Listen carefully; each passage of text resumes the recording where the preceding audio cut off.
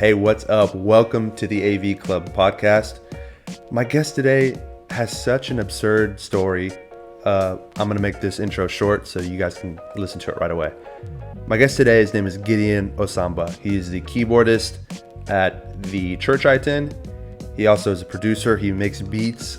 He's all about music, all about his family. And his past, his story that he shared today is super crazy. You're going to love it.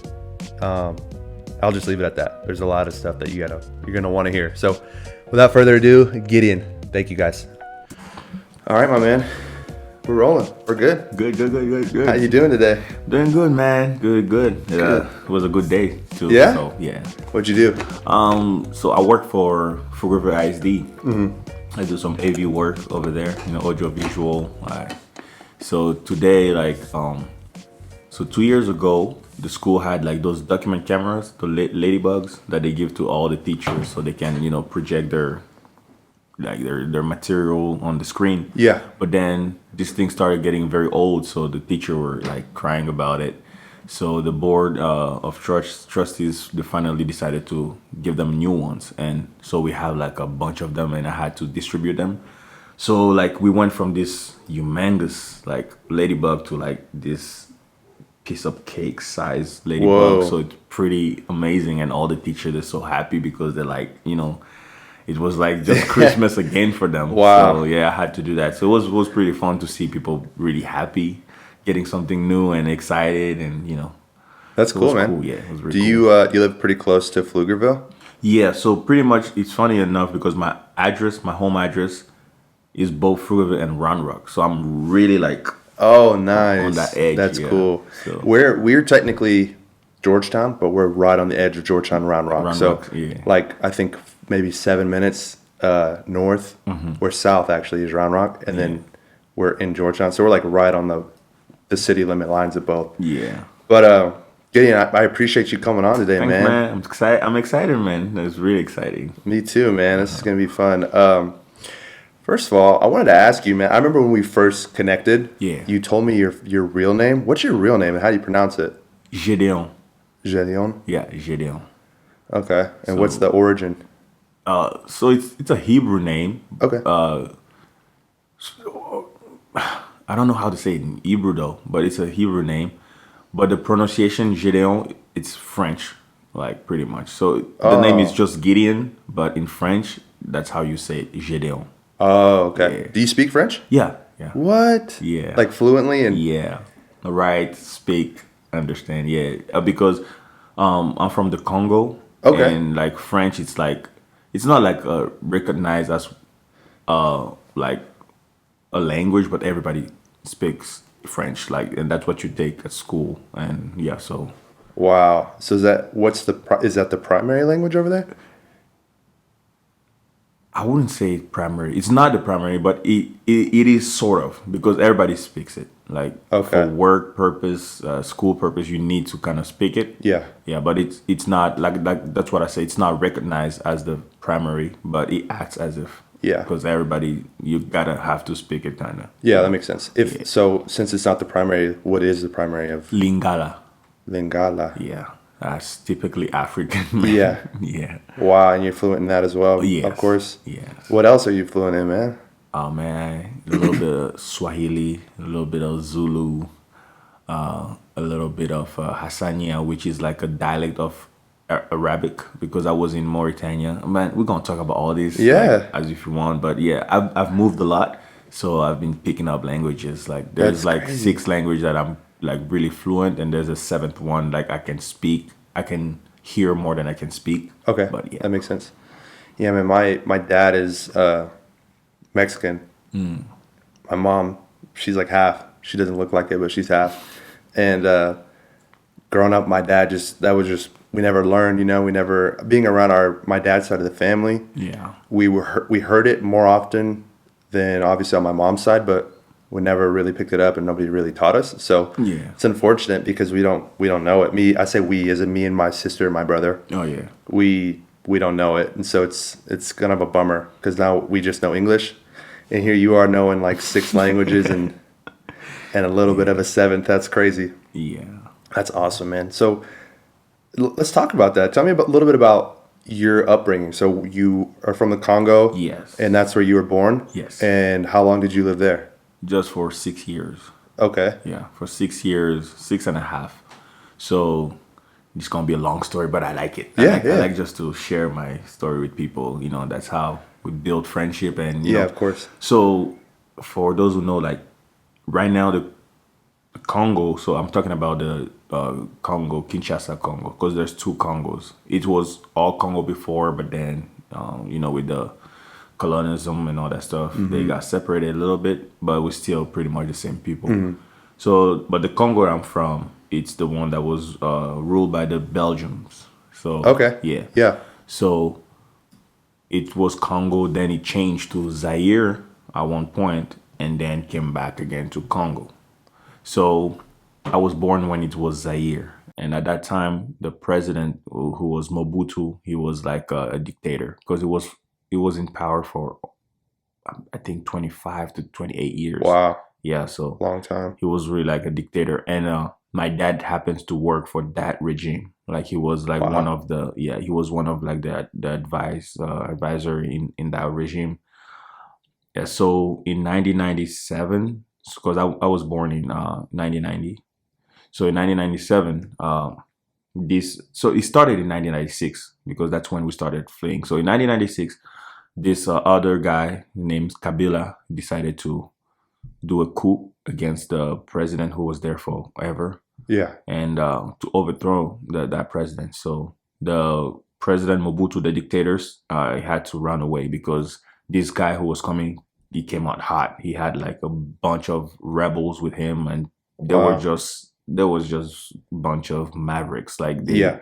they were very powerful army coming in. So when he got in, he was trying to do away with everybody who worked with the previous regime. So my family was targeted. So he was trying to kill everybody who worked with the former president. So now we had to flee. We Wow. had to run away. So yeah. And yeah, that's how my journey started, man. Just bouncing from one country to one country. So we became like political refugees. Yeah. Yeah, because of that. So we started bouncing, living from the Congo, and started finding refuge in different countries. Yeah. So yeah, that's pretty much when I started just bouncing since like age 6. Yeah. Age 6. Where'd you go after that? So like, for the timeline's sake, you were in the Congo, and then where'd you go So after? the big time, because we bounced from different country, but where we kind of went and kind of settled after the Congo, the place where we went and kind of settled was Mauritania, which is like northwest of Africa. Okay. Yeah, and it's a 100% Islamic country over there, Oh, and wow. they speak Arabic and Hassania. That's what I say, one of the language. So Yeah. it's pretty much Arabic, but it's like one of the dialects of Arabic. Yeah. Yeah. So we went there. I spent 9 years over there. Wow. 9 years. So yeah, I did all my primary school pretty Yeah. much there, and a bit of my high school, just a portion of it, over there. So, and after that, moved to Senegal, which is like more of the western part, like and over there they speak Wolof, which is one of the language also that I picked up. Yeah. I did go to South Africa too. I did a little bit of Mali, and yeah, just bouncing, man. Like bouncing. I did a little bit of French. I went to France too, Spain, and came back to Senegal, and then from Senegal, that's when I came here. Yeah. Yeah. So So as you're bouncing through these countries, is that when you're picking up the languages? yes. Oh, And- wow. And so and- like, wow. So you know one, and then you go to somewhere where you don't know, and then you have to learn it from scratch. Exactly. So is it a little easier picking it up when you have like I wouldn't say a background in it already, but like, is it similar to any of the languages? Like your first language, is that similar to your second language? And did that help you pick up like the rest of them? There's some of them that it may be a little easier, like and it's funny because like Lingala and Swahili, there's some words that kind of familiar and they sound kind of the same even. Right. But then the funny thing is like some words in Swahili, they were taken from Arabic. Oh, right. Yeah. So then you have that little tie there. So some of the stuff you can start understanding. But Wolof is completely different. But I think what helped me really picking up the thing is just like being young, like when you're young and you're just in the midst of people speaking something and you just pick it up. Yeah. Like even English, like really yes, I took English at school, but I didn't really start speaking English because of school. I started speaking English because of one of my friend, family, David Ortiz. So they're Americans, but their parents were missionary back in Mauritania. So when we got to Mauritania, I was like, when I got like 7 years old, I meet this family because we're going to the same like church. So in the whole Mauritania, they allowed to have just one church, which is like the Catholic Church. So the Catholic Church, they allowed it because Mauritania was ruled by the French before, and then France said, okay, we are now, you guys are free, you have your freedom, you have your independence, and you declare that you're 100% Islamic country. We're gonna respect that. But if you want any type of business with us, if you want any type of liaison with France, then we're gonna have to have our church, the Catholic Church here. So for business purposes, Mauritania was like, okay, that's the only church that is allowed to be in Mauritania. Yeah. Because they 100% Islamic, so they don't want to do anything with Christianity.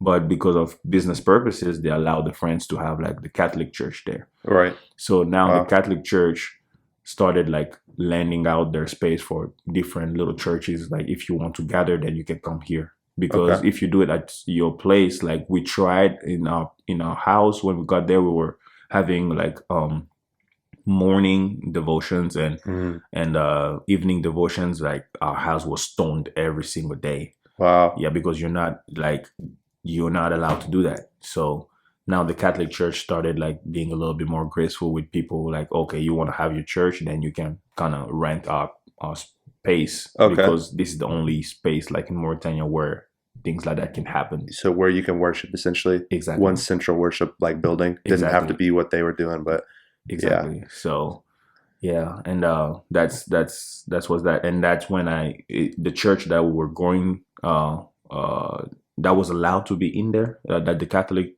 allowed us to reunite there. Right. That's when I meet David. So David is a little bit like you, because his parents, both of his parents, they're Mexican, but he was born in the US, so he's like fully American. Yeah. So when they went there for mission, like we met there. David is a year younger than me, and his brother Christian, I think he's either same age or a year older. So we just became friends, and we like more than friends, like brothers, like because we really grew up together. So I'll go to their place, it's only English. They were just speaking English, watching movies in English. So that's how English started soaking up in my brain. Right. And I started getting it, like just being around them. Yeah. And them being around me, they started getting French. So today David speaks perfect French. Wow. Christian speaks perfect French, and I speak perfect English. Like we understand each other, and that's amazing. Yeah. That's so crazy. I even talked to him today, and that's another funny story that we're gonna talk about. Yeah, I talked to him today. Because we moved. It's crazy. Like my ties with David and Christian is crazy, because we met in Mauritania, right? I did the 9 years there. And then when I moved to Senegal, they moved also to Senegal. Wow. And their school was like literally a minute from my school. So we continued to see each other every single day. And then they moved back here in 2010. Yeah. And then in 2012, I get here, and then they were in San Antonio. So we continued to just being together. Yeah. So are they still around? Yeah. Right now they're in San Antonio. So, but David now lives in Virginia, but he still have like his dad is still in San Antonio. So he always comes back, and he came back this weekend. So we're meeting up this Thursday. Oh, that's amazing, man. Yeah. That's awesome. Yeah. That's so bizarre how it's just different worlds. Like I just hearing you say this stuff is like, wow. I think I moved twice. I moved once when I was like 2 years old to the town I was raised in, basically Granbury. It's like North Texas. Oh, okay. And then I moved from a house in Granbury to a different house in Granbury. So like our experiences are just totally opposite, man.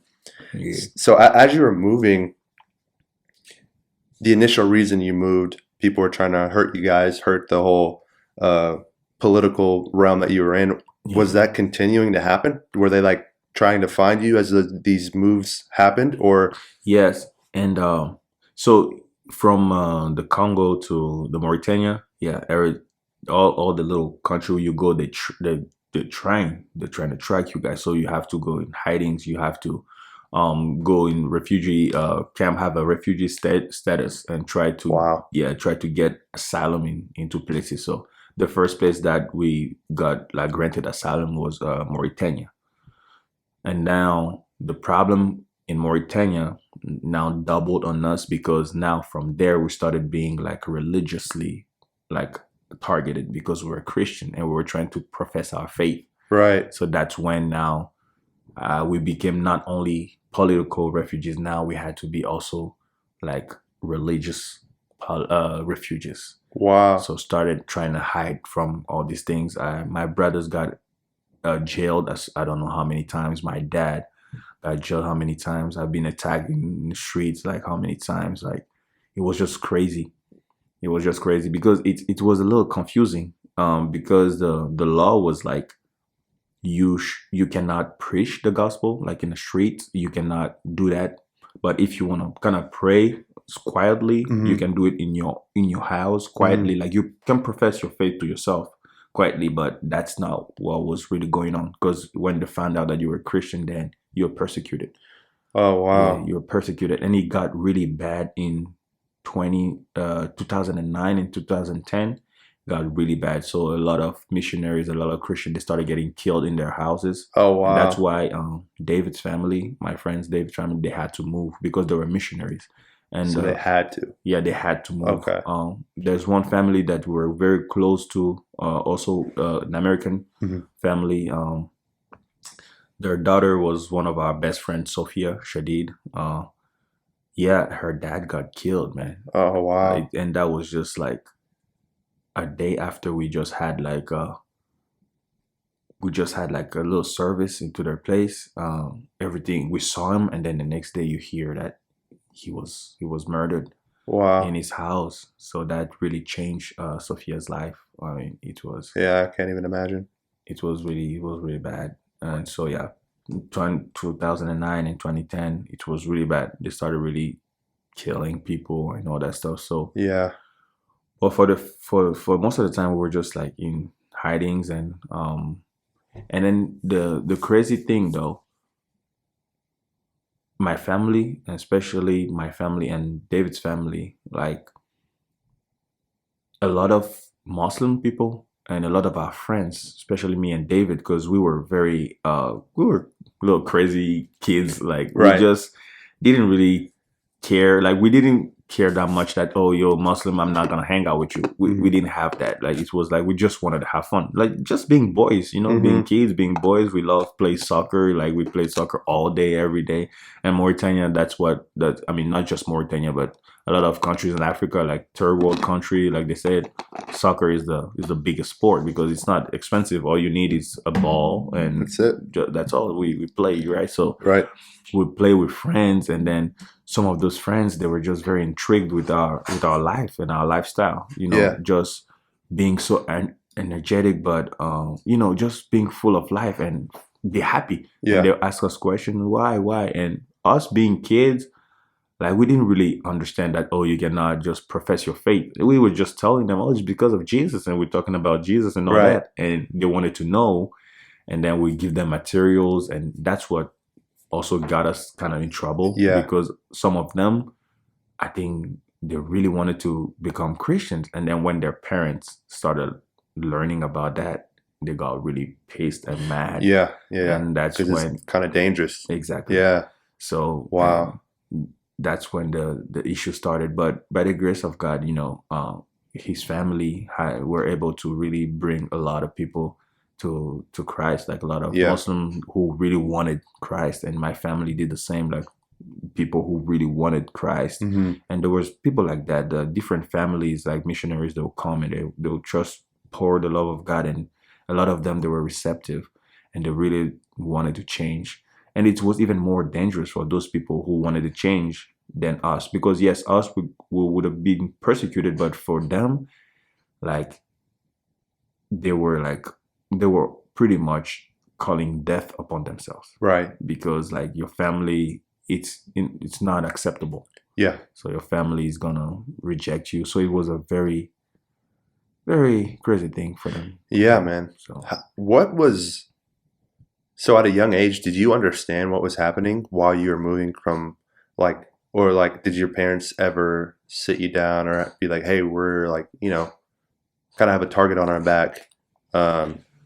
Be careful with what you do and who you hang or what was it kind of like that growing up, moving So from like it's like it's like you get it, but at the same time, being young, it's easy sometimes to kind of forget in the moment. Yeah, because that makes sense. it's like, so almost lost our mom, my mother, by those political people. Like they came into the house and trying to shoot at her, and that's a crazy story. And I even shared that story at Awaken.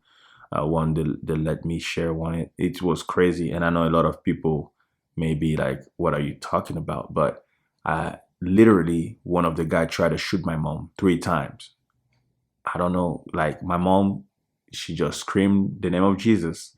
And I know that it may sound crazy to people. Right, that's why I'm so in when you see me doing anything like with about God. I'm just crazy and I just go in because I saw things that for me it's like I can't unsee those things.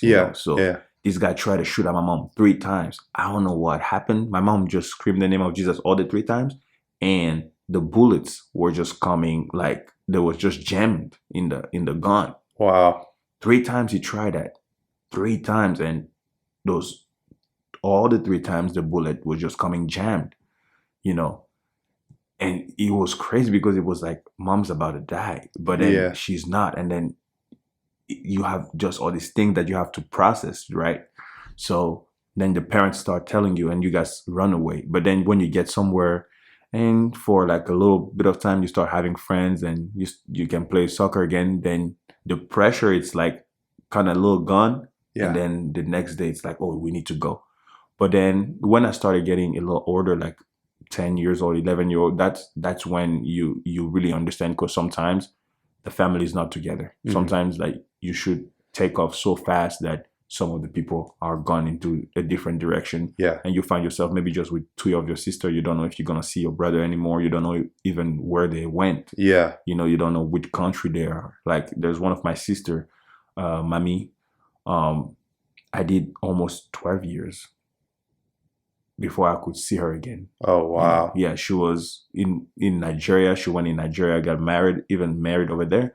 And I was still like in Mauritania and all that stuff. And it's like 12 years later or 13 years later that I could see her again. Wow. So there are things like that. That's when you start understanding, like, okay, sometimes it's just like, you just need to do what you need to do, man. Yeah. I mean, that makes a lot of sense. I mean, in the heat of the moment, I imagine you don't have time to pick up your stuff and determine where you want to go and map it out. It's just, that's amazing, man. Yeah. I was about to ask you, like, because for people who don't know, like, we go to the same church now.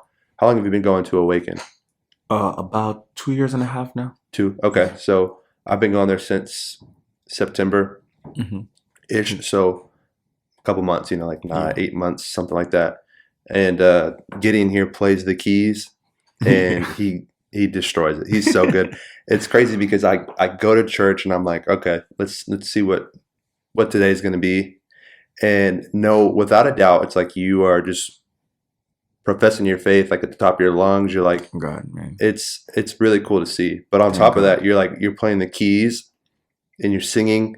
You never miss a beat, and not once do you ever look at the keyboard until you're like changing your levels or you're changing the sound. Mm-hmm. I'm like just so impressed. And so Amen. It's awesome, dude. But I can't imagine going 12 years without seeing my sister.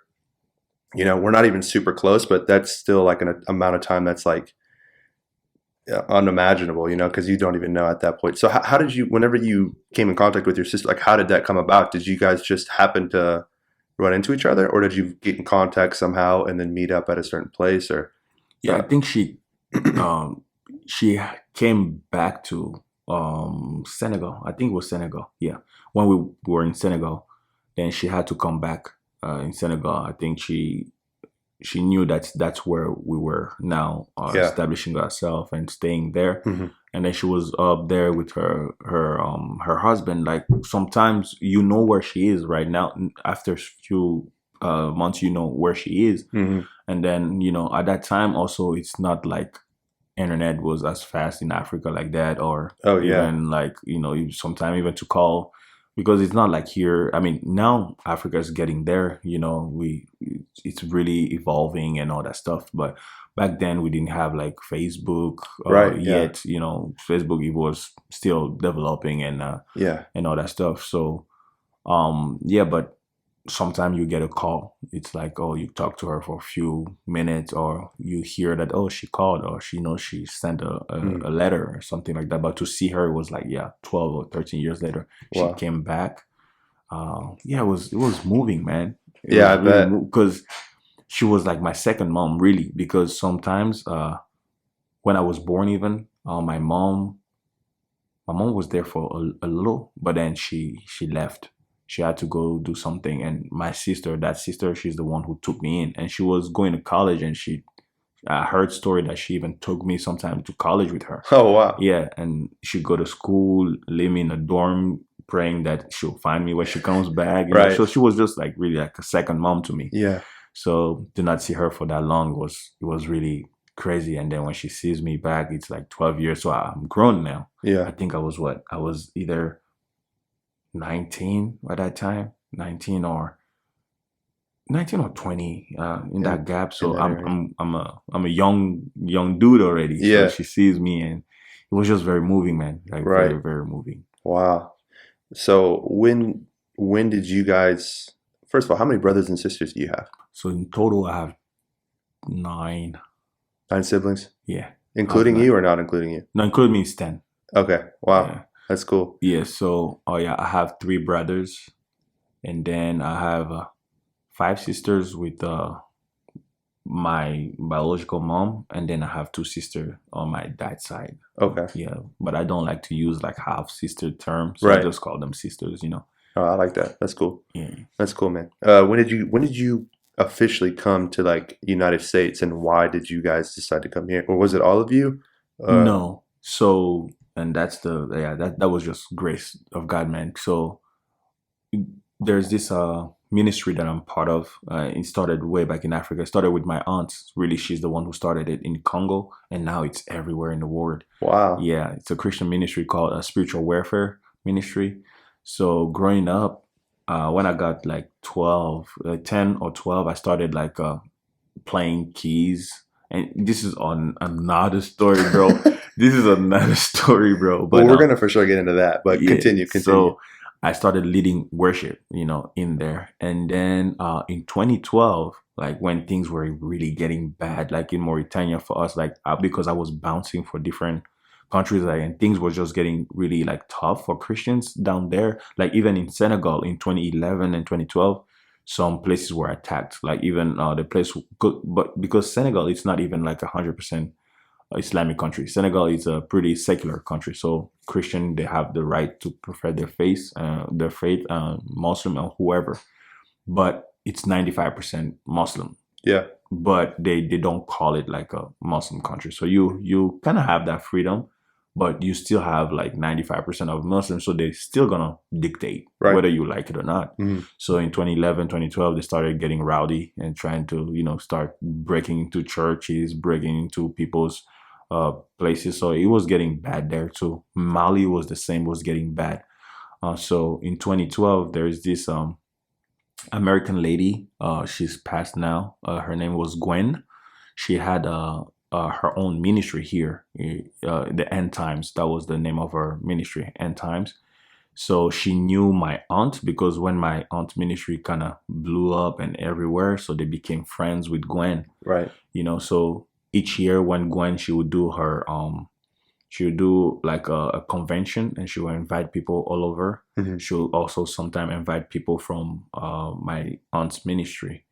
And then, yeah, that's how I was invited here to come and represent the western part of Africa as a worship leader, to come here for that, like to come here to be part of that convention Hmm. and lead some of the worship songs here. Wow. So yeah, and then and that's why I got the visa. When I went to the embassy, they gave me the visa to come and represent. And when I came in here, then my parents, after when people who were here, they just decided, you are in already. It's better for you to apply for asylum. It would be crazy for you to try to go back Yeah. where your life is in danger. So just apply for asylum. If they accept you here, you stay. It's better. So yeah. So when I was coming, I wasn't planning to really stay. Oh, really? Yeah, because I didn't know. I think my parents, they're planning for me to stay. They had all that in their They head, knew. but they knew if they told me, I would say no, because I'm so attached to the parents. Because Yeah. sometimes you go years. Sometimes you're not with your parents because you have to get up and just go away. Yeah. And then sometimes you meet them again. So for me, like family, it was like I just wanted to be with my family, because there have been years where I haven't been with nobody, and few years you are with them again, and then so I didn't want that separation thing. Right. So they knew if they told me, because that the same thing happened when we went to France. So when we went to France, my parents wanted me to stay there too, because they just wanted, it wasn't a bad intention. They just wanted me to be in a place, a more secure place, Hmm. where I'll be secured. So Right. when we went there, they told me their plan. I was like, no, I'm not leaving you guys. I don't want to stay here. I'm not leaving you guys. So I came back. So coming here, they didn't want to tell me Right. their plan. They were like, we're just gonna get here and then just leave him here or something. Wow. So yeah. But you already knew English by then, and you were Yeah, you were good yeah. to kind of, man, I bet that was tough. So is your family still over there right now? Yeah, they're still in Senegal. But now we're in a good place, because a lot of my through the years, a lot of my siblings, like, so I have two sisters, they got into California. Oh, awesome. I have a brother with his entire family now. They're in Canada. One of my brother, he was there before the other brother. So, but him now, he's in Switzerland. So we just got into a place where everybody been, like, a lot of people, not everybody, some of them is still in Africa, but we're in a way that we're able to kind of keep the family now together. Yeah. Like, even if we're out here, we're working hard here, and we can support those who are there. So it's like life, it's a little bit more manageable. Yeah. Because places like the West, like, with all the flaws we have everywhere, but you can come here, if I feel like if you come here with the right mindset, and you're just trying to do your own thing, Hmm. I think you can earn some type of living. You can earn some type of money that Yeah. can really help people Help. back there, and to put them like in good conditions. Yeah. And, yeah. So that's really our mindset right now. It's like everybody who's out, like my sister in California, my brother in Canada, me here, my brother in Swiss, and everybody. I have a sister also now. She's in France. So all of us now, we're just working to keep the family, like to make sure the parents are taken care of. Yeah. Like, everything that they need. They're living like in a good house, and Right. having the good health and Yeah. everything.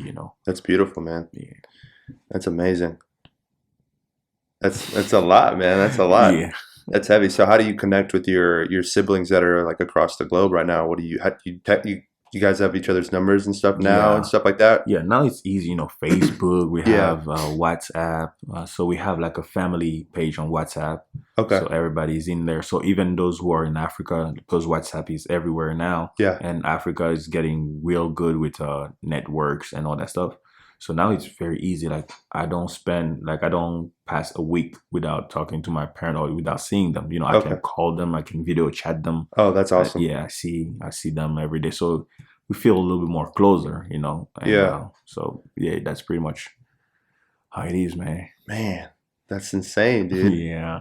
Like, that's so crazy. So, like, here's the difference in my mind in like what I've gone through and what you've gone through. So Mhm. you say all like, I have sisters and siblings in, California and Canada and Switzerland and France. in my mind, I'm like, man, that's so crazy. But if those were my siblings, I'd be like, yeah, that's awesome. I get to go visit them in those different countries whenever I can. But to you, it's like probably I'm assuming, but it's like, man, they're like far away, but at least they're safe. Like, Yeah. that's so bizarre to me, the difference in that. But man, that's so crazy. Well, I'm glad you're here, man. I'm glad I got to meet you. I'm glad we're having this conversation right now. Yeah. That is a blessing in itself. Um, Amen. so real quick, I want to kind of ask you one more question about that, and then I want to get into some music because I know you No, love sure, that. man. So when throughout all this process, when did you meet your wife? Because I know you have a wife and you got two little babies, Yeah. two little kids. Yeah. They're adorable. When did that Thank you. happen? So that's another story in itself. It's a beautiful one too. So I met my wife when we fled from Congo to Mauritania. So apparently my parents and her parents, they knew each other way back in Africa. Oh wow. Yeah, in Congo. I didn't even know. So my dad pretty much was like, I think her dad's tutor or something like that at school. Hmm. And yeah, so when we moved to Mauritania, they were there already because her dad got his pharmacist a diploma back in Congo, Oh yeah. and then he got a job offer in Mauritania to go run a pharmacy over there. Wow. So they moved there. And so when we started running away from Congo and we got there, since the parents knew each other, and then it's a crazy story because her mom said she was praying and asking God that she wanted someone to come and help her faith grow, and God gave her a name. She said that she heard that God gave her a name, said that okay, one person from this family will come and will help you grow your faith and stuff like that. So when we got there, she asked my mom, is there anybody in your family with this name? And my mom was like, yeah, that's I think my cousin or something. And for her, it was like a answered prayer. So we became like very close. So they knew each other, but that just got them a little more closer. Hmm. So, and when we were really just living across the street, our house were here, and their house were right here. It was just like the road in the middle.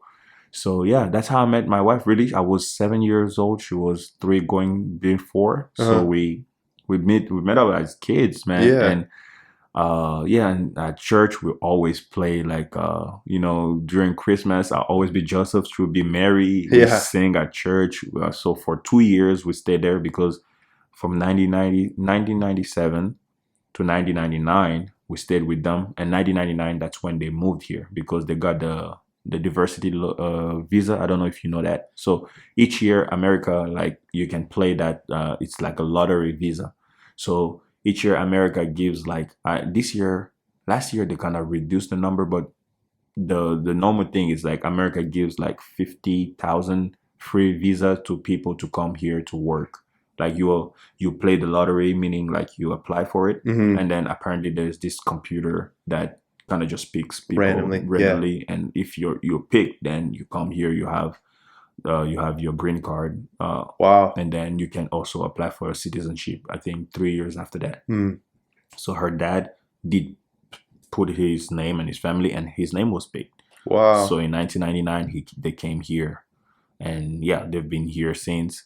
So yeah, I met my wife when I was 7, and she was like 4, and we were like cool, like playing together. And then they moved here. So when they moved here, I didn't talk to her.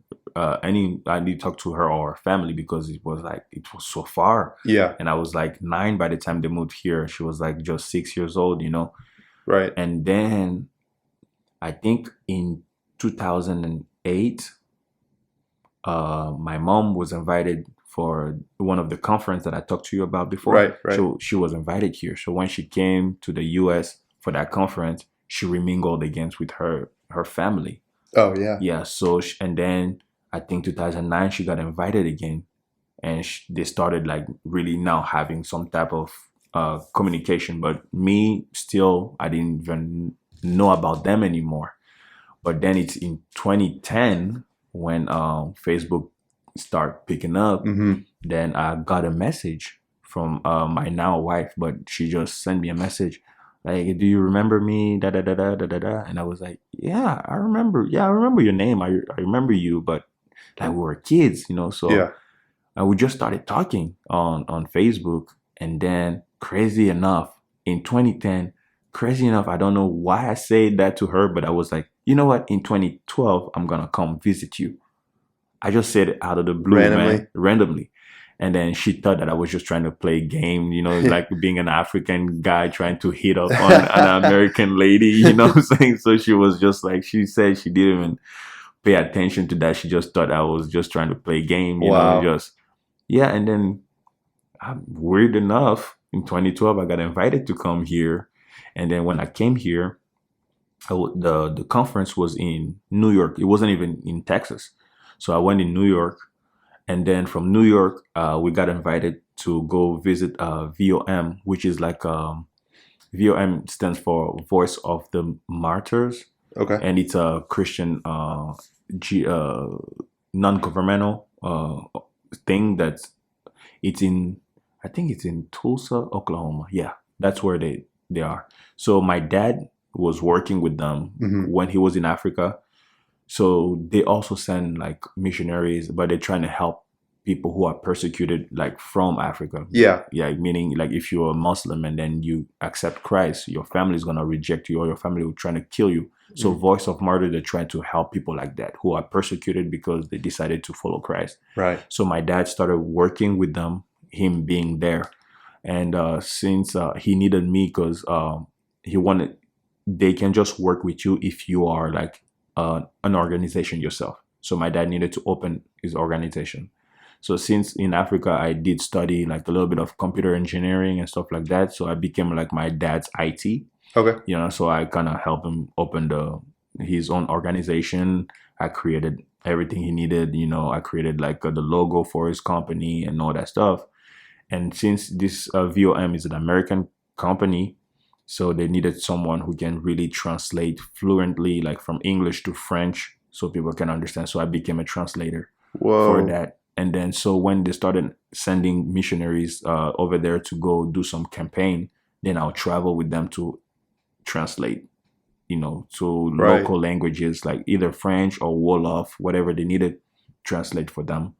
So when they heard that we were coming here on that event by Gwen, then they were like, oh, when you guys are done, we're going to pay for you guys to come to Oklahoma to visit the base and just give your testimony, because everybody like really amazed by, you are just young, because I was 22 at that time. Yeah. You being 22 and helping all these missionaries and never asked for anything, never asked for any help, never even asked for money or stuff like that. So we just wanted you to come out here. We just want to appreciate you. So we went there with my parents to Oklahoma to visit them. And then it was good. They really received us well. And they had like a talk with me and just wanted to record a little bit my testimony and what I do with people.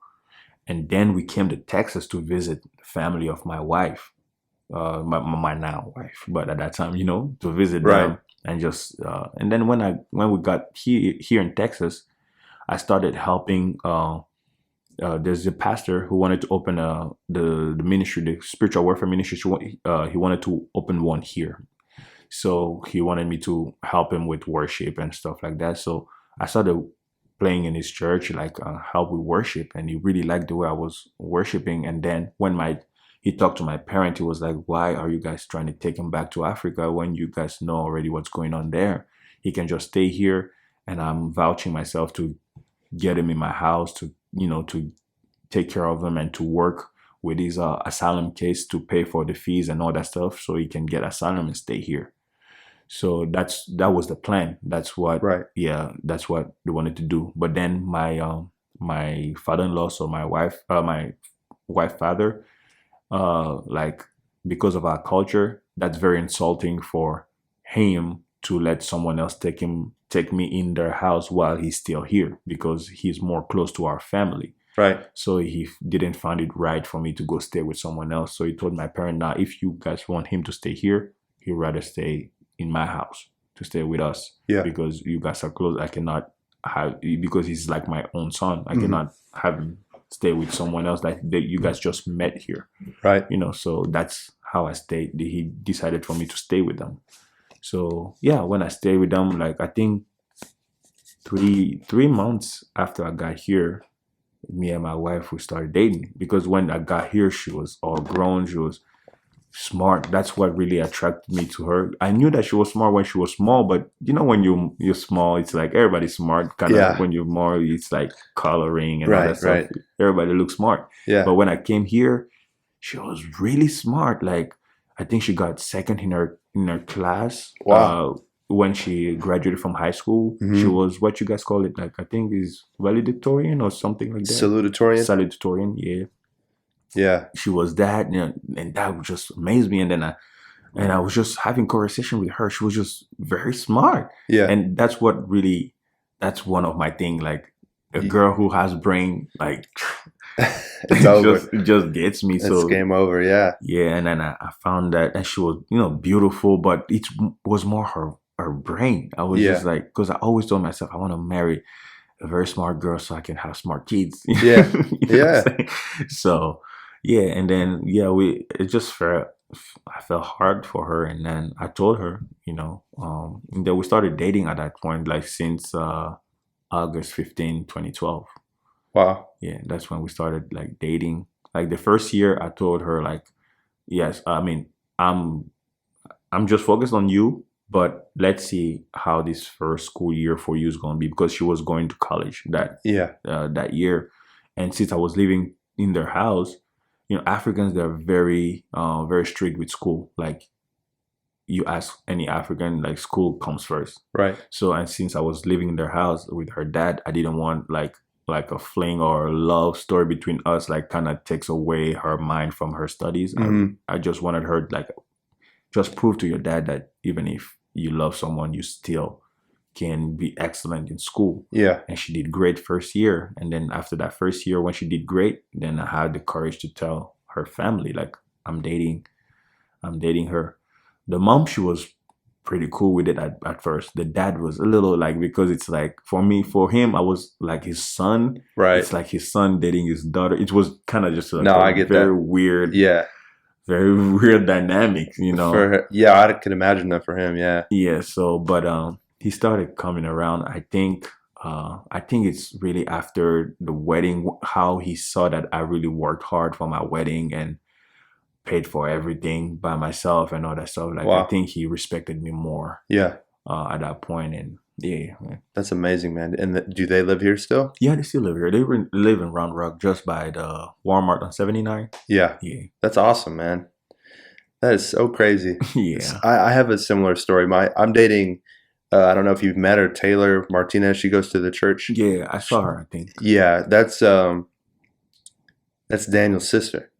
Oh. Yeah, Daniel's my roommate, and we've been best friends since we met, and so that was weird too. Definitely not as crazy as the story you just told, but kind of similar in terms, because I've known Taylor for quite a while now, but didn't start dating until like a little over a year ago. So that's wild, man.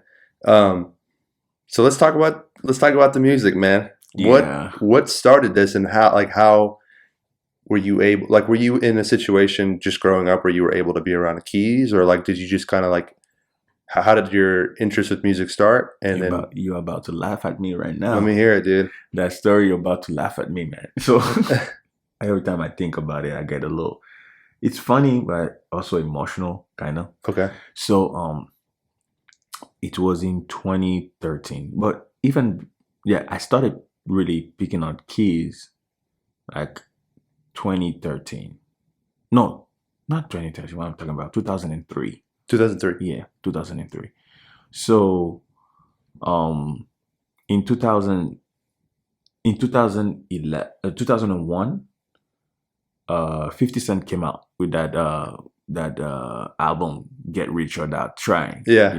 So he was rapping a lot of slang. Like, at that time, I didn't really understand what slang. Like, a lot of words, like even cuss word for me, I didn't understand what it was. So I wasn't really paying attention to the lyrics, but those beats, they were just knocking, Yeah. So I was just like, I was really writing that album, I was really into hip hop at that time, so I was just writing those songs like 50 Cent, Jay-Z, and all of them. Like, those beats for me was really the beats. The beats would just get me going. Spoke to you. Yeah, they would just get me going. But I grew up like in a very strict home. You know, Right. my dad is a pastor. My brother is a pastor. You know, so for him, like at that time, hip hop for him, like that's the devil's music, bro. Mm-hmm. You don't mess with that. You know, Yeah. so but for me, it was like the beats, bro. You Yeah. know, so and then I had to talk with my dad. My dad was like, in my house, don't play that type of song, and I was like, Dad, I don't even care about what he's saying. I don't even know what he's saying, but those beats.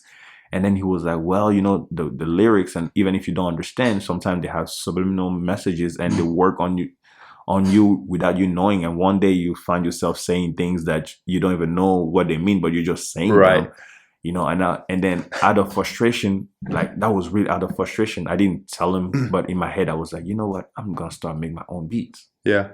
I didn't even know how to make a beat.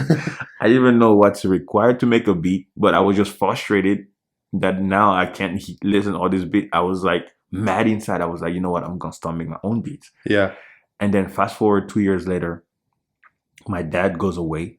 I was in Mauritania, so my dad goes away in Burundi and Kenya because he was working for the United Nations at that time. He got a job with the United Nations, so he went there because he graduated with a degree in rural engineering, which Okay. is kind of civil engineering. So Mhm. he go to those places trying to get people houses, you know, design houses, trying to build them, design like well for people to get water and design them. So he was doing that for them. And then my mom leaves. She goes to South Africa. She had to be there for her also her own safety. So I just stay home with my sisters because at that time my brother was already married. The elder one, he was already married. The other brother, I don't even know where he was because, like I told you, sometimes we're together, sometimes you just have to. So I don't Right. even know in 2003 where he was. But my brother, who was married, he was still in Mauritania, but he has his own house and his Mhm. family. So I was staying with my sister, and my sister, like they love me a lot, you know, because I was just a guy who liked to make everybody happy, Mhm. crack jokes, and I was very good at school, you know. So they didn't have to really worry that much about me because they Yeah. knew that at school, even if the parents were not there, they knew that I'll hold my own at school, still Right. still come on top. So the parents will be happy because, like I told you, African parents, as long as you're good at school, you're fine. But Right. if you start dropping those grades, man, it's not good for you. So they knew. So my sister, they would do everything for me, kind of, you know, wash my clothes, Right. cook the meals, you know. They'll give me little chores, but they were just they were making my life a little easy because Mhm. I was not a trouble kid to them, you know. I would just do whatever I have to do. Right. But my brother, he was like, no, you cannot stay with them. You have to come stay with me because if you just stay with your sister, like they're turning you into a little brat. You know, they do everything for you. I want you Right. because in 2003 I was 13 at that time. Yeah. He was like, you are becoming a young man. You got to learn things, so you have to come and stay with me. So I go there and stay with him. And this guy is working me as if I was, I don't know, a slave or something, man. There's running water in the house. No, he wants me to get some buckets to go out there in the well, go fetch water in the well. Yeah. I'm like, there's running water in the house. He's like, no, you need to learn the hard way. We had to do this when we were like your age.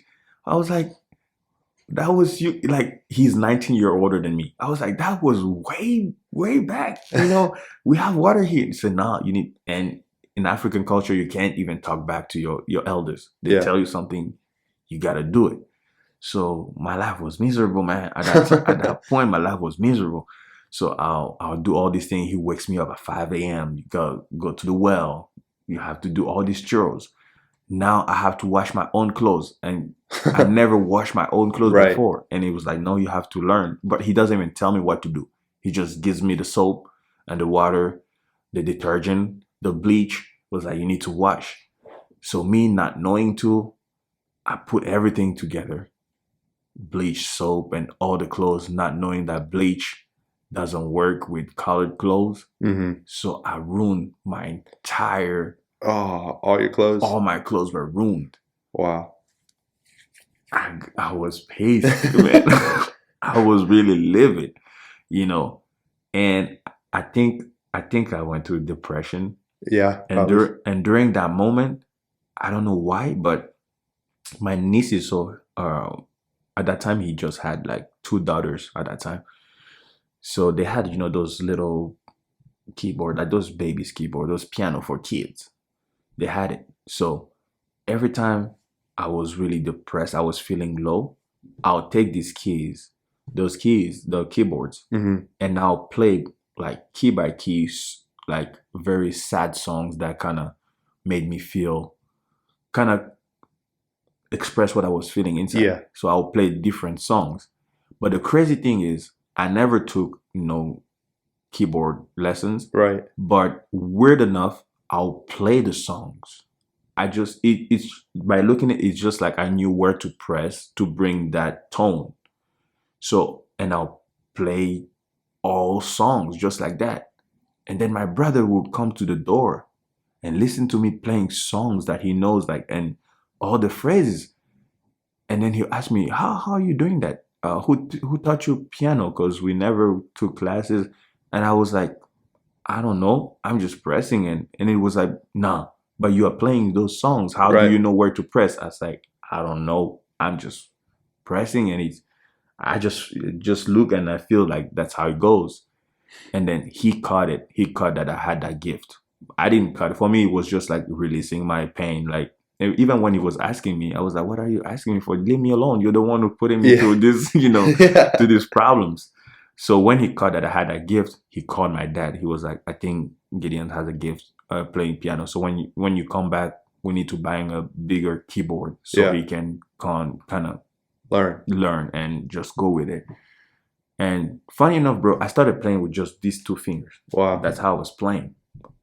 So when my dad came, he bought me like it was a Yamaha Y32. I can never forget that Wow. model. So I would just keep on playing. And then at church where I was, they wanted to have someone to lead sometime worship. And I just volunteered myself. And bro, but I'll play just like this, and sing. And some people in the crowd, they'll laugh at me because they were better keyboard player. They can play all these fancy things. But for me, every time I into music, I'm so synced in that even if you laugh at me, I don't care. Like for me, it's like, man, I'm worshiping. I'm happy. I Yeah. was just like this playing. And then long behold, before you know it, it was two finger, three, and then now. So everything I play, bro, I don't know. Like I Yeah. really never learned. It's just it Right. just comes. And Hmm. but then my parents and then my sister also and my wife, she was like, why don't you take classes now, so that you can even be way better than now. But that's something that's I very afraid of doing, because I feel like by me not really knowing what I'm doing, it keeps me to a level-headed place where I can be proud. Pride cannot take over me, because every time someone asks me, "Hey, how you do it?" I'm like, "I don't know, man. It's just God's grace." And I want to keep myself there, because I've seen people being so good that the pride take over. It's like, man, Right. I know I'm a pro. You know what I'm saying? Right. I do all this thing. I know all these things. Like for me, like being in the place where I can be like, I really don't know. It just comes to me. Keeps you humble. It keeps me very humble. And I Yeah. just want to be there, because sometimes like with artists, like pride is one thing that will kill you. Yeah. That will just take you away. So I want, Yeah. so yes, I want to go learn, but at the same time, I'm just afraid that I don't want to give any space for pride to kind of Yeah. cripple in. So yeah, me just being in a way where I can be like, I really don't know, man. It's just God's grace. I feel like it keeps me humble and down, Right. Just Yeah. That's interesting, man. That's amazing. I've taken lessons, Mhm. when I was middle school. Yeah. I took it for maybe 2 weeks. And I was like, man, mom, this is lame. I don't want to do this. But I regret it so much because I have a keyboard in there. I'll let you play it after. There's two keys that are kind of don't work. But dude, it's amazing to be able to play a piano, having a skill, just an instrument in general. Yeah. It's so relieving of like stress. And even though you're trying to learn a new song or learn a new melody or something, Yeah. and you can't quite get it, you get frustrated. But even that frustration isn't like, it's not a negative frustration. Yeah. It's like you're putting your mind towards achieving some sort of goal. Um, and it's just beautiful. Like I love it because it clears my mind, and it also works my mind in a way that I don't normally use it. Yeah. And it's super humbling because you try to play the keyboard or the piano or the guitar or whatever instrument, and you can't. Like whenever you first pick it up, if you could play it, then like props to you. Like Yeah. you need to probably be like some sort of musical genius and do something with that. But if you there's no way you're going to be able to play it Exactly. first strum or first keys on the chord, you know? Yeah. And it's like it just humbles you because you can't do it. No matter how much you want to at that moment when you're first starting out, you're like, okay, I have to put the work in, I have to practice, I have to get better because it's never going to get better if you don't, you know? Mm-hmm. Which is cool because that translates to life. But how I don't just knowing you, like I don't know you very well. This is like the longest conversation we've ever had. For sure. I don't see you getting prideful, man. I see you as someone who, especially during church, whenever you're in church service, you like let go and you're just playing with your heart, you know? Yeah. And so maybe, I don't know, maybe don't throw out that idea too much, or don't throw out that idea just yet, because You're right, man. you could always level up, you know? Yeah. You could always level up. I mean, I don't know what your goals are with music, but hopefully you stay doing it forever because you're great at it. Thanks, bro. Yeah. Yeah, I know how is the I think I know for sure. The thing is, like, I know it's the right thing to do, to go just like take these classes to even to be better, and to just like to even know a little more about what you're doing, because it's always good also, you know. I think excellence is never bad. It's just like how you manage it, Right. you know. But it's just, man, I think one thing that gets me just scared is like, you know, when you just go from trial to trial, and a lot of stuff that I've seen, you know, and it's just like, man,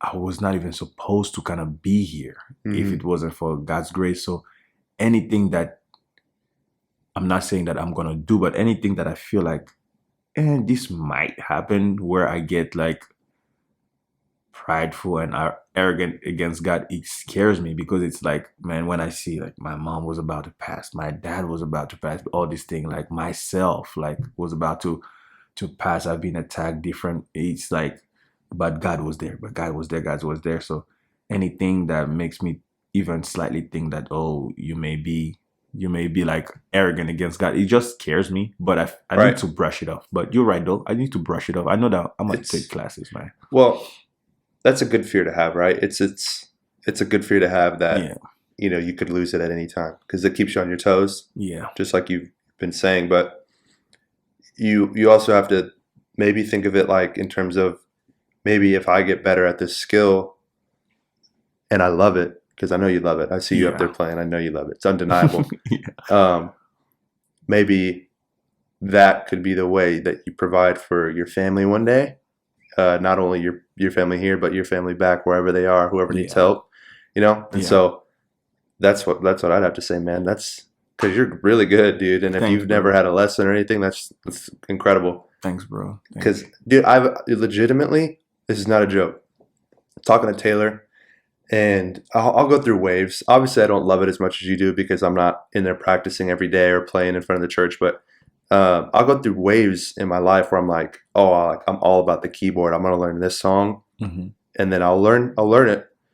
And then after a little bit, I'm like, I get distracted easily, right? Just because it's not my true passion. The keyboard isn't my true passion, the keys. And so I'm like, man, like, and then I'll pick it up again. I'll forget what I had already learned. And then it's just like an endless cycle of me not ever progressing as much as I'd like to. But anyways, I was talking to Taylor, and I was like, man, do you think Gideon would give me lessons on the piano? Like if I asked him, like I'd, you know, pay him or whatever we wanted to do, but like, do you think he would do that? And she was like, I don't know. I've never talked to him. So it's just funny that you say you've never had lessons, because I was like, genuinely thinking about asking you for lessons. Like, It's funny you say that because you know Steven, right? Karen husband. I think so. Yeah, he asked me. He asked me like if I can give him any lesson. But I told him the truth. I was like, I can teach you what I think I know. Yeah. You know, because after playing for a while, there's something that now you feel like, okay, this sounds like this because of that. I have to do this like that. You know, you kind of pick it up. Right. I told him like I never took a lesson. I'm not like a pro, but whatever I know, I can teach you, and then you can pick it from there. You know, so That's awesome.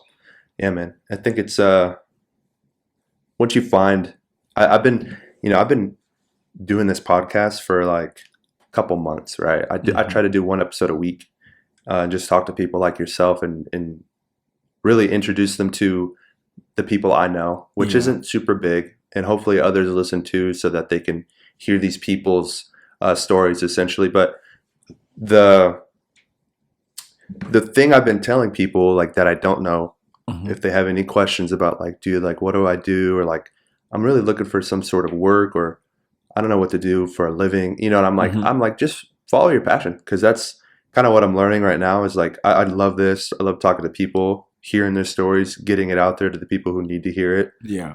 And I'm like, this is what I would love to do for a career. So I'm going to continue to do it and continue to get better.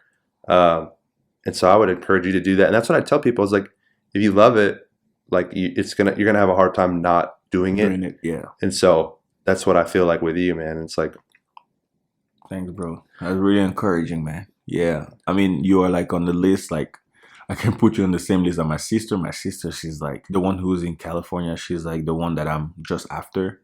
Her name is Deborah. Man, she's on my butt all the time because even for the music part, you know, like because I started playing keys first, but then remember when I told you that that day when I got mad at my dad's telling me to not listen to 50 Cent. yeah, I was like, in my head, I was like, I'm just gonna start making my own beat. So in 2006, so that was like 5 years after I made that comment. 2006, we moved to Senegal, and then my dad decided like, oh, you know what, he's gonna get me like a computer, but it's you know those back days, those computers, they were huge, man. yeah. So and it was like Pentium 2. We were not even like in those i5 or i7. Wow. That was like a Pentium 2. But for me, it was like that was my first computer. I was so happy, bro. So he gets it for me, and then he gets this IT dude to come and install like Windows, and I think it was like Windows 5 or something. It was very old, man, but he came to install the window so I can have like, you know, the OS to work the computer. And this guy didn't even know me, man. And that's why I feel like, you know, just like you said, I feel like music is a passion, but I feel for me it's really like a gift. It's like it's God who kind of give it to me. That's how I see it, because a lot of people who even don't know me, sometimes when they want to offer me something, it's so weird because most of the time they'll offer me like a musical thing. Like even if they don't even know me, they don't know anything about me. Wow. Like I have 2 guitars that were given it to me by people. They don't even know that I do music. They don't even know if I play guitar. They just buy me this guitar and just feel like, hey, I just felt like I wanted to give you that. Right. You know, so that's amazing. To go back to that story, that computer guy, he comes and install the OS, the Windows OS. And then he installed a cracked version of Fruity Loops, which is like a, what? You know? Yeah. And he put it in my computer. He doesn't know me, but he put it there. And then when I saw it, I was like, oh, what is this? What is it? He was like, oh, this is like Fruity Loops. So people use that to make some type of beats and all that stuff. And I was like, beats? You know? Yeah. So mind you, that's my first time to hear of Fruity Loops. I don't even know how it works. But a drive just came into me, man. I spent all night trying to make a beat on Fruity Loops.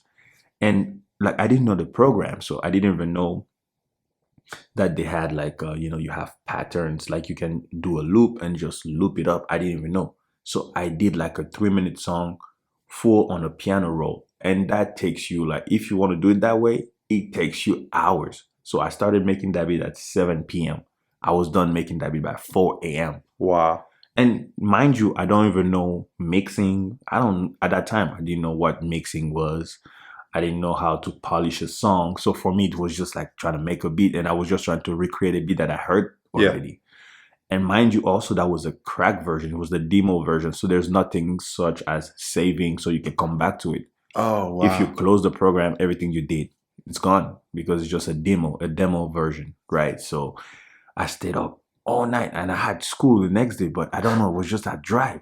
Stayed up all night and make that crappy beat. Like that beat, like you can tell what beat it is, but it sounded bad because Right. it's not mixed, it's not properly mixed. And then, but for me, I was like, man, I can make beats, you know what I'm saying? So yeah, man, I stayed into 4. I made it, exported it, put it in my flash drive. I brought it to school, tell my friends, man, I make beats now. And then they played it and they were like, we know which song, but like keep working, man. Yeah. Like, keep working. So now that was my passion. Wow. Man. I go to school, come back, Fruity Loops, making a beat every day. And then I started understanding. The first thing I understood, it was leveling. I wasn't even into frequency, mixing and all that, like EQing. I didn't know all that. But something just told me, oh, maybe if you level things, it sound more clear. I was like, oh, that's not a bad idea. So I started just leveling, making the drums sounding a little bit more present, and then the instrument I started leveling.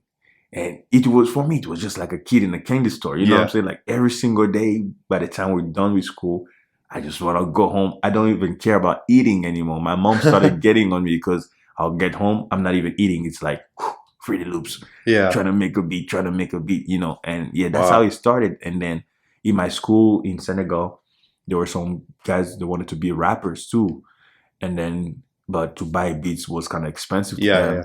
Oh, yeah. And then they'll come to me like, hey, can you make a beat for me? Man, I started feeling like, man, I'm into the industry. Wow, man. You know, so yeah, I bet. I started making like, those beats were really like, it wasn't like the best beat, but you can vibe to it. You know, there was just something about the beat they liked, you know. And then at talent show, they will rap over my beats. They'll go over my beats, man. And then that's how I just started keeping on doing it. And in 2011, I released my first EP in Africa. And I made everything was like on Fruity Loops. And then at that time, there was also this program, Magic Music Maker. Okay. So I started combining two. So I didn't know that you can record vocals on Fruity Loops. But Magic Music Maker, you can record vocals. But bro, I didn't even have like professional or good mics. I was just using like the speakers, the speaker in the computer. But somehow I was able to kind of make this thing sound in a way that people can enjoy it. Yeah. You know, and I released an EP and people liked it, you know. Wow. So right now in my head, I'm like, that's it. I'm a producer, man. You know, started feeling like, yeah, man, I'm into it, you know. So I go and tell my dad, you see, I make my own beats now. You see? You know?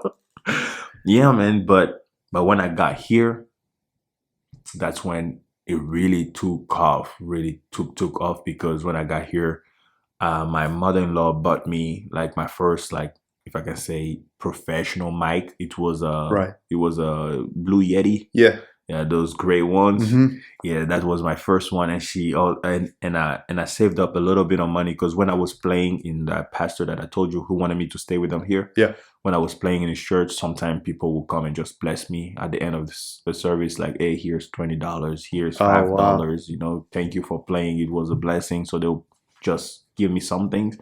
So I was saving that money because I saw a MIDI keyboard that I really wanted to buy to be able to start making beats, really, because I had a laptop, but I didn't have a MIDI keyboard.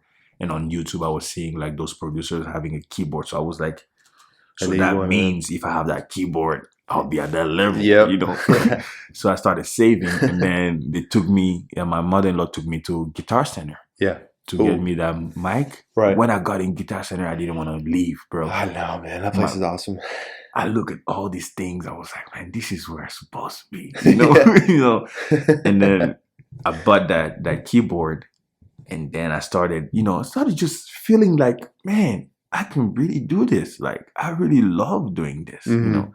So I started making beats, and then I created a group. Like, I wanted I want to have a group, like, so we can do shows and stuff like that. Because now I'm thinking big, I'm like, oh, I can make beats. Even if I didn't know about even to that time, I still didn't know about mixing, but people can just tell the beat was good. Yeah. Like, they can just vibe to it. So I was like, man, I need to have a group. So all of my friends that I met here, everybody wanted to be a singer too at that time. Everybody wanted to be a singer, Yeah. So I was like, yeah, let's make a group. First thing, bro, we were 32 in a group. 32 people? 32 people. Wow. Every Saturday, we'll swarm my father-in-law like garage. We'll be in there, man, And I was really feeling like, man, I'm making it. You know what I'm saying? So I put that Blue Yeti in the shoebox.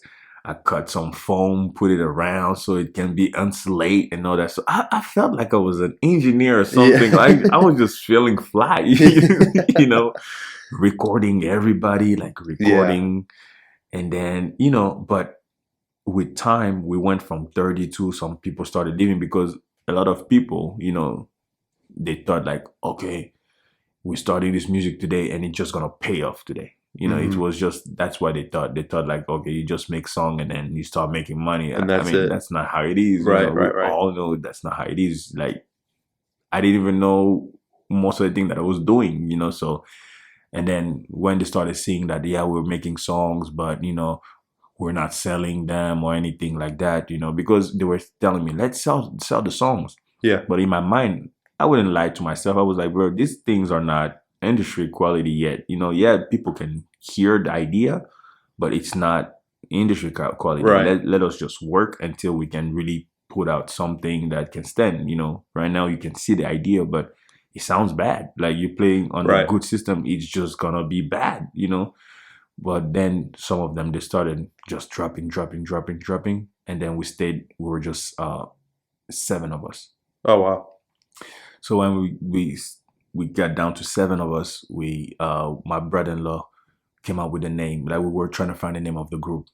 And then my brother-in-law came up with a name. So we're going to be called A18, which stands for Acts chapter 1, verse 8, the verse pretty much said that you're going to go through the nations preaching like the gospel. Like, you're going to receive my spirit and then you're going to go to the nation preaching my gospel. So, because that's what our music was about. That's a pretty cool name, actually. Yeah, so we say A18. Yeah, that's the name. We make t-shirt, we have a logo and everything.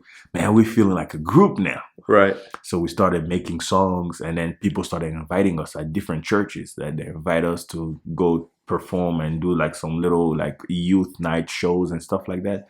So we start performing. Now I'm start seeing people are really liking what we're doing, Yeah. It's still not sounding the best, but people are dancing to it. People are liking it. So I was like, yeah, man, I need to save up. Now I found a job, because when I got here in 2012, I was not allowed to work or go to school because I applied for asylum. I had to wait until they gave me like a work permit and all that stuff. Right. So from 2012 to 2014, I couldn't work. And that those 2 years was also hard for me. But I used those years to get back in shape, like, really, because at one point, like, my belly was big, bro. Yeah. Like, because when I got here in the US, I thought your Fanta here was the same as the one in Africa. It's not, bro. What's the difference? The sugar level. Oh, yeah. Here, there's a ton of sugar in it. Oh, yeah. Everything has a ton of sugar in it. Bro, in 3 months, I just had like a huge belly.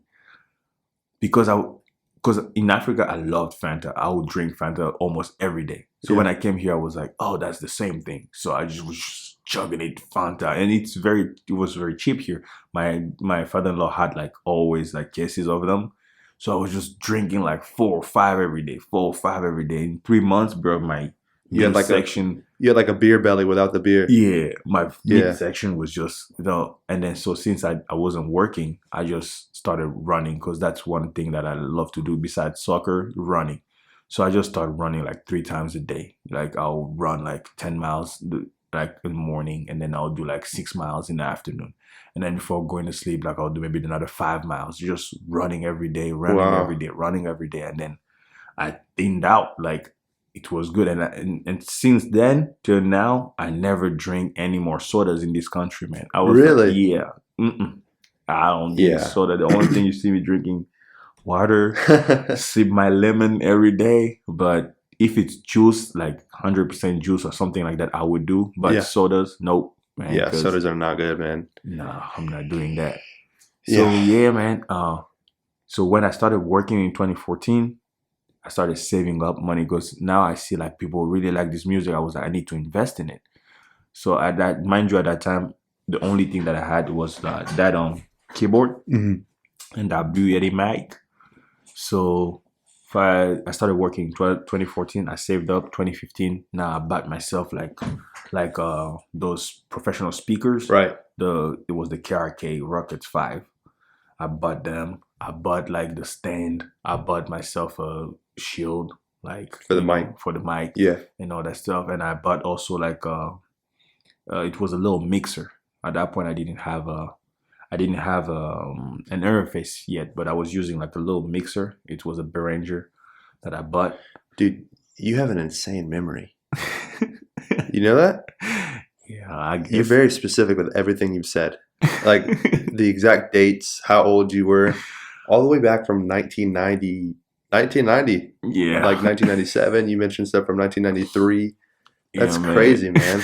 I am not. I don't have a good memory at all. I don't know how you do that. Just Man, it marks me. So, it marked me, yeah.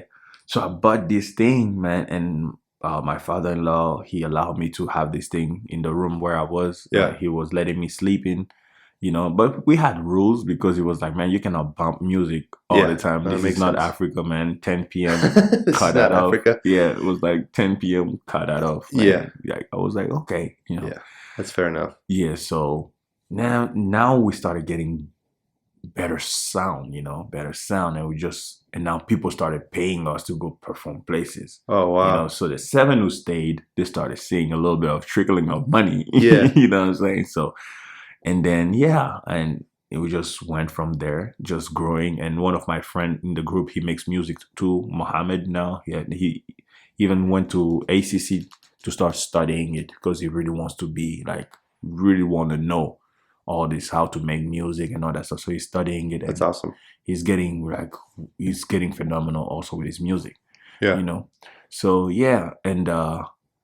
and yeah, man, just music started being made. Like started making music, and I can write too. Like I write songs. Wow. Like I've been writing before even starting making beats, and that's when I started getting on my own songs. Before I'll make beats for people, Right. and then my wife was like, "Why you don't?" At that time, she was just my girlfriend. She was like, "Why you don't sing on the song? Because you lead worship. That means you can sing. You write song. You even write song for people. Why don't you just get on your own beats?" And I was like, "You know what? I never thought of that." Yeah. So I started doing that, and then people started liking the song that I write. And just taking it from there, and just pushing it. But then I started really coming out to Yeah. the people. That was just back in 2018. Okay. Pretty recent. Yeah, in 2018, because now from that point to that point, now I know what mixing is. It took me all this time to know what Right. mixing is. Now I know how to mix a little More advanced better. in it. Yeah. I know how to EQ, like how to all these things. It took me all that time because like I didn't have all the funds to go to paid school to Right. learn that. So I was like, I was just gonna learn how to go like on the go. And YouTube, great place. Like sometimes people will drop a little bit of knowledge here and there. So Yeah. I'll practice. I'll just go and practice, Yeah. and then I started finding my sound too. I really started finding my sound, and but in 2015, that's when I started selling beats because now I know how to mix them, and then Right. people really love the beats. So I started selling beats to some rappers, and people like selling them, and then I started seeing money in there too. So I was like, that's great. But then 2017, I get married. So, and me and my wife, we got pregnant quick Yeah. because we both got married. We were both virgins, so we Yeah. didn't even know. So when we got married, like you're new to sex, right? Right. And then it's like that's awesome, And then boom, it was like, well, she got pregnant, I think 3 weeks after we got married, Right. something like that. So we got married, we got pregnant pretty quick. So when the baby comes, now I gotta be there. Full attention. Exactly, so the selling beats part started going down because I was just fully invested in my son, and in the family and how to do all these things. So people will ask me for beats. It's like I want to do it, but at the same time, it's like I want to spend time with my kid, and because for me, I saw how my life was a very very like Scattered. Sometimes that is there, sometimes it's not there because he has to travel, he has to go in hiding, all that stuff. So I wanted my son to always have me. Yeah. I wanted him to be always close. So That's beautiful. at that point, like the selling beats, I was like, man, I'm gonna take a break. Yeah. For now, I'm doing that. And even the group also kind of a little bit crumbled at that point because it's like my friends also, like, they were still bachelors, they're not married, like, but the dynamics just a little changed because now I'm married. I'm trying to be a little bit more home. I'm trying to do all these things, and I cannot hang out as much, so they felt like the dynamics were just changing. So, but I talked to everybody. I was like, man, we're a group. All of us, we do music. So if we can work like on a program or on a schedule, like, okay, we have this schedule, we can do music and then release or something like that. And I was like, but I want also to empower you guys. Like, it's not because now I'm a little bit restricted that you guys cannot continue to do it. You just continue to do it. Like, if you have time, go represent the entire group. If I have time, I'll represent the entire group. But like, we took really a big shock, like, at that point. Yeah. And also some of the people in the group, they graduated high school, they had to go to college. So the group kind of just a little bit faded away during that moment. Yeah, man. And at that point, I almost like went a year and a half really without making like really, yeah, without really making. I'll make like a beat every 2-3 months here and there, but not posting it. I'll just make it to just keep myself like making beats, And then my wife was like, "No, you cannot take that as an excuse, Try to do like even something by yourself, like, because sometimes I'll have time and I want to do it with the group and all that stuff because I was too focused onto like just the group first, And then my wife was like, people will move. Like, sometimes people will go on with their lives or things will happen. But I think you really have a great talent. Why don't you try to do something by yourself too? If we are a group, we can do project as group, but also do a personal project. That way you don't just cut off because the group were not doing something. And I really thought of it and I was like, you're right, because I have all the material here. I have a mic here. I make beats. I can record myself, so I don't really have an excuse to not. I can plan around. It's not like my son doesn't sleep the time he goes to sleep, so I can use that time to create something. Yeah. So that's when I got back in 2018. I was like, okay, I need to do something. So 2018, I got back, made a song. And I was like, my wife was like, you need to shoot a video of it because you don't even have a video of a song. Right. I was like, you're right. So we shoot a video and I release it and it goes berserk. People loved it. Like, oh man, we thought that you don't do music anymore. Like, that's beautiful. And I was like, okay, people still believe that I can do that. So I was like, okay, let me be serious about this. Yeah. So I think that video was, we dropped that video in September.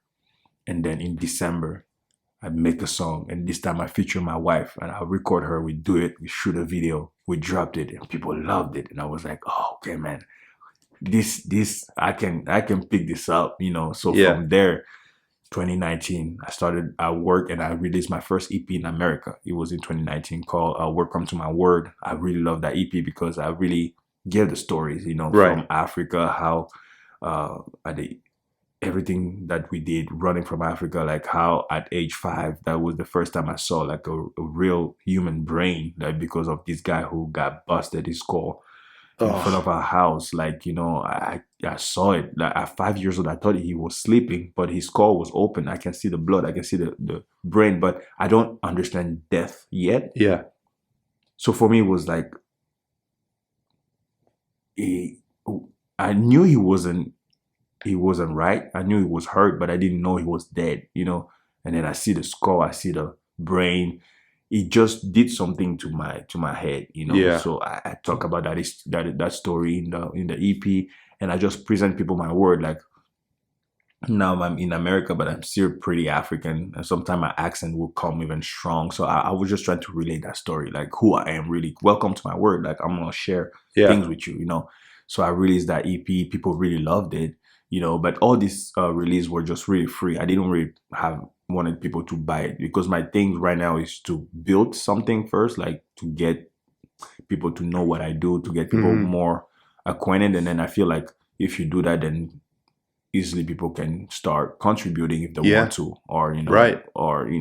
bless you if they want to. So yeah, I released that, and then some artists, they started reaching out, man. Oh, can you produce my EP, or can you produce some few songs in my album? And I was like, okay, freaking out. That's good. Yeah, so I started working on different artists like projects, and then once in a while I'll release a song. And that's how I'm keeping doing things. I think I have shot like 4 or 5 music videos already That's since that awesome, time. man. And yeah, and now I'm just continuing. Like right now, I'm working on my own project. I should have dropped it this February, because the last one was last February. So I was trying to do like, okay, each year maybe an Right. EP or an album. So I wanted to drop one this February. But what happened is, like, 3 different rappers who are already established, they reached out to me to work on their project. Really? So, yeah, so I was like, you know what? That can be also a good way for people to know of me, because if I work on those projects for them, and since they already have like a fan base, like when their fan base or their fans will listen to their music, and Yeah. they'll be like, oh, who produced that music? Oh, it was Gideon. Then they'll know of me, and maybe they'll try to reach out to me, or maybe they'll try to know what I do more. So Right. No, that makes sense. I decided to focus on their projects first. When those are out, then I'll release my album or EP very That's awesome, soon. man.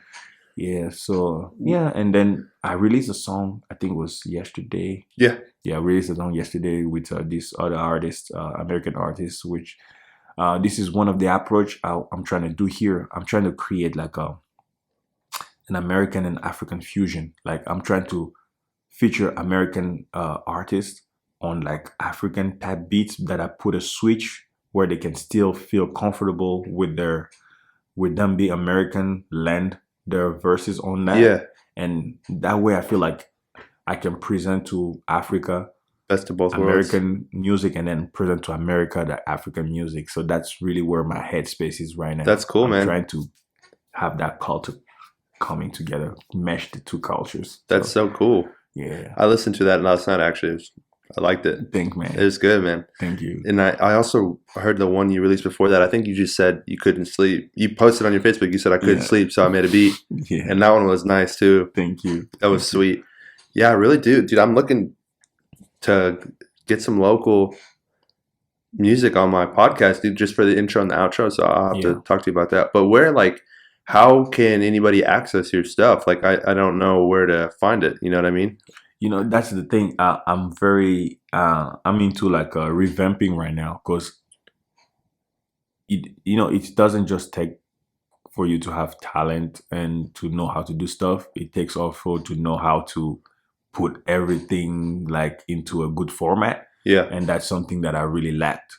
Like, just to say the least, like, my artist name is different from my producer's name, which is different from my Instagram page. So it's so right. It's not in order. So I'm trying to align those things.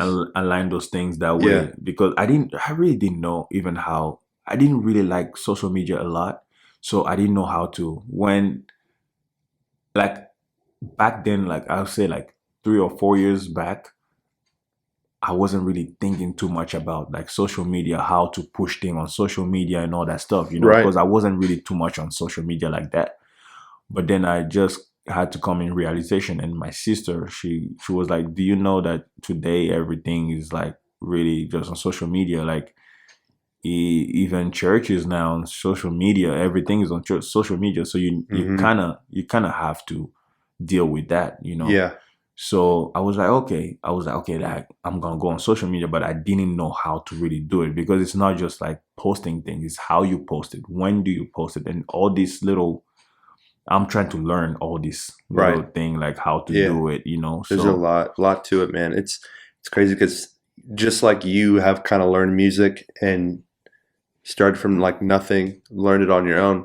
People do that with social media, but also like there's like school you can do. You can pay people to teach you. Yeah. Just for social media, because there's so much detail that goes into it, and like you said, like times when to post, when not to post, how you format it. It's crazy. I'm having kind of like similar, I wouldn't say issues, but similar situations where I'm trying to figure it out for this, just a small scale. This is not even a beat, but it's like, how do I post this? When do I post this? When is like the best time so people will actually maybe click on it and listen to it? And but also like knowing you, like you want it to be genuine. You want people to hear it and like it. Yeah. Same with me. So I don't want to do like clickbait. Yeah. Which I'm sure you don't either. It's like, oh, post, like click on this super crazy, insane, Exactly. beat or whatever. It's just like, and I think that's like what's difficult right now for social media in general. Is like everything is so clickbaity or like, shiny object. So people want to click on it. Yeah. And then they go to the next one and then they go to the next one. It's like very short attention spans. So I get you, bro. But in terms of like, are you like making progress on the website and stuff? Because I think that's good. Before the end of this year, I think even sooner. Maybe by summer or something like that, I'm gonna have like a page where people can go and just listen to my beats and then contact me or whatever. That's awesome. Because I had even created like a Facebook page, like a Facebook artist page. Yeah. But then, like I told you, like I'm so bad with social media that sometimes I'll be very active on it, and then because I'm not really social media driven, like I'll be like, oh man, I need to be with my people. Then I'll be there for like 2 or 3 days. And then 4 months pass. I'm like, oh, I didn't go there. I'll come back again. Right. You kind of forget. These things, you need to be consistent with people. Yeah. Like, with anything, you need to be consistent to grow, like. Exactly. So. No, I get that, man. However I can help you, I'll try to help you. I know a little bit about websites. I don't know much about like how to add music on there. One thing I do know is that, people try to steal. So you got to have some sort of like tag. Yeah. Do you have a producer tag? Yes. Okay, cool. Yeah, that's important for like, especially if you put on like Facebook. That's pretty important so people don't steal your work, Yeah. Which is, I'm sure, is like what you're concerned about.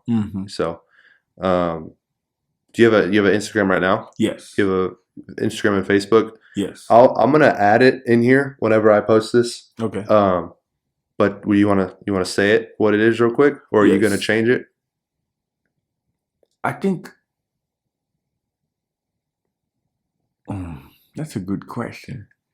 So maybe you've been into that space a little longer than I've been to, So maybe you can give me like a live advice on this thing. Okay. So funny, the artist name that I use, it's like G.O/G.B. So G.O is just, those are the initials of my name, Gideon Osamba, and then the G.B, it's a name that my friends gave me back then when I started doing making beats. Because like when I started making beats and hip hop, I wanted to take all the time classical music and then kind of flip it into hip hop beats. So my friends started calling me like I'm the ghetto Beethoven. Like you're the ghetto Beethoven because you take those classical Beethoven like cool instrumental and just like flipped it into the most gutter like beat, Yeah. So they're like, man, use a ghetto Beethoven, So I was like, that's pretty cool. Which I think I should have kept as my beat maker name. But then my beat maker name is Jet Beats, which is like Gideon Beats. But then my Instagram name is Beat on Point. Okay. So, so those, that's the very different. Yeah. I mean, I would say just right off the top, I think you need to have, like you said, you got to have all three of those the same.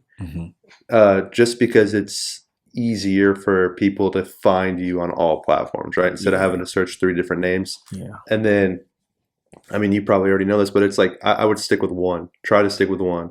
If it's too late for your producer name, you maybe could separate that from like your artist name. Yeah. But for the most part, just try to find one.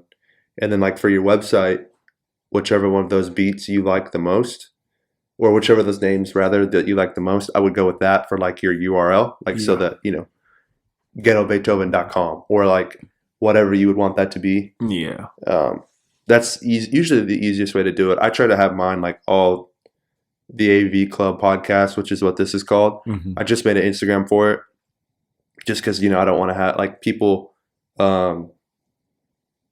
I have like, you know, I have not very many followers on social media, but whenever I post stuff about this, it just, I don't want it to be like people thinking, people get tired of seeing the same thing over and over again because, so then I created a separate account. Mm-hmm. So people who actually want to follow and like pay attention to it, they can if they want to. Yeah. And so I have that. I have my website, but it has its own little page. Mm-hmm. And then, I try to keep it all synonymous, all the same. Yeah. So that it's simple for people to look up, you know. For sure. Yeah. Which I would recommend. I mean, Ghetto Beethoven is pretty cool. I like that. So you just got to make sure nobody I would say Instagram, that might be a little long, but I think it's cool. I think if you like it, then you go with that, you know, whichever one you like the most. Yeah, for sure. Yeah. Those are the things that I'm working on, like just being a little bit more efficient with the, you know, the system. Because sometimes, like for the longest, I just got very comfortable in just like producing the music because that's really what I love. And I'm very serious when it comes to that. But then when it comes to like social media or releasing and all that stuff, I'm pretty messy because I don't know much. And it's not like something that I focus, but I know that that's a problem because if you want to reach people, if you want to be able to put something out, then you need to do it the proper way. Mm-hmm. You know? So I agree, man. It's something we both have to adapt to, man. I'm not used to it either. It's tough. It's just I'd rather be doing either this or you know not doing. I don't know. I'm just not good at posting, which is what you've been saying too. So, but dude, we've been talking for like an hour and a half over that. Oh wow. Let's wrap it up, man. Go ahead and say what your Instagram is right now and your Facebook, and then I'll tag that. And if you change it, then we'll just update it when you change it. Okay. Okay. No Sound problem. good? Just tell people what's your Instagram. My Instagram at Beat On Point. At Beat On Point, and then your Facebook. Facebook is let me see how bad look it up real quick. Yeah, that's all right. This is how bad it gets. I think it's intelligence sachets. Yeah, I'm pretty sure. Okay. Which is my Facebook, but and so it's L' inspiration divine. Okay. Yeah. Cool. Yep. Cool, man. I'll tag you on that, and then I'll post. This episode comes out Friday, and so I'll send you all the links, and you can put on your social media if you want. Dude, I really appreciate you coming. I'm so glad I got to hear your story and get to know you better. Thank you. And I'm sure we'll be seeing each other. So my friend David is going to watch this because I told him that I was coming here. I told him that I had to tell this story that go ahead. Yeah, so we didn't even talk about it. I thought like this would be what I'll start with, but no. So funny enough, David texted me today and he was like, dude, I forgive you, but I knew that you snatched my shoes back when I was in high school, so way back in Africa. And then I was like, I thought he was pranking me, right? So I was like, man, get out of here with that, man. I never yanked your shoes and all that stuff. But more we're talking, like it's like he's serious about this thing, right? So we were just texting. So I was like, no, let me call the dude. Like, so I called him and then he was like, man, you need to repent on your sinful ways. You know, and I forgot about it, but I know that, and literally, like, I still thinking that he's pranking me because I can't remember this thing. That it's maybe something that we would do, you know, prank. And then he gives me the story. Was like, yeah, well, remember it was that day. He had like a gray Air Force Ones, and I had like white ones. Yeah, and then his was like all gray with brown like sole, and mine was just all white. So. And it was like, oh, you saw the shoe and you were like, oh, let me try them. and then you gave me yours, and you tried mine, and then you just took off running. And then I tried to catch you, but then I lost you, and then you went with the shoes. And I was like, bro, are you serious? I can't remember this thing. And then he was like, well, until you're ready to apologize, I don't want to have this conversation. So I take a time, and then I'm like, and I talked to Christian, because it was with Christian, and Christian was like, yeah, he's really mad, dude. And I was like, so that's really something that really happened, because I can't really remember. And then I was just like, okay, bro, if that really happened, I'm sorry. God forgive me. If you want some type of reparation, if you want me to buy you the shoes, I'll do that, but I just really can't remember. That's why at first I was not even apologizing, because even now I can't really remember that story. Yeah. But if it happens, I'm sorry. It was like, man, we've been friends even when you came here. We're still friends, right? I was like, yeah, that's why we never talked of this. So why today? And then he was like, well, I just saw the picture of the shoe, and it came back to my head. Oh. So I just wanted to, I was like, okay, I'm sorry, man. But it was just funny. But at the same time, I was just like, wow, the things that happen, maybe for everything that I can remember, that's the one thing that I can't remember. Right. That's funny. Yeah, I just complimented you on having a good memory. Yeah, so I was like, but I told him I'll talk about it in the podcast, and you sorry watching about that, David. bro. I'm sorry, man. Sorry, I'll David. get you your shoes, bro. Sorry about that, David. Air Force Ones, man. You gotta get those, man. Gotta get those. Bro, but thank you so much for coming. I really appreciate it. Me, that was pretty fun, man. That's really, really fun. It's fun, right? Yeah, it was very relaxing. Like I feel good, man. Good, man. All right, well. Yeah. See you Sunday at church. For sure, man. For sure. All right, buddy. Thank you, bro. Yes, sir.